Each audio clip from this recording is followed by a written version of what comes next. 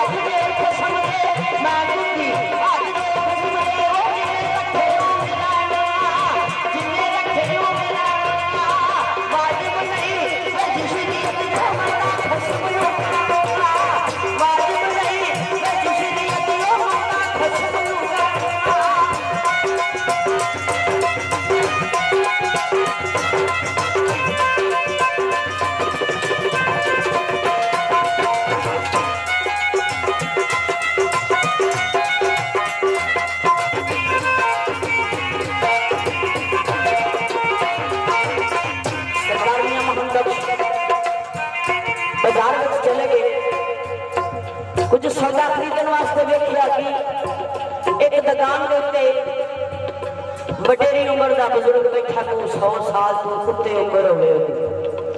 सरकार भी जाके कोल खलोगे सरकार कहते ने जेड़ा भी गा कमला ते ओनु सौदा ओ बुजुर्ग जेड़े ने ना घट तोड़ के देंदे मियां मोहम्मद आखिर घड़ी वेखते रहे जदों को 2-4 मिनट गुजरे वेखते रहे जेड़ा भी गा वाला सौदा घट देवन ते सरकार मियां मोहम्मद आखिर घड़ी उठे कोल खलो के लिखदे ने लाना देना बरात का मेले फिर जग दुनिया के काबिल होए।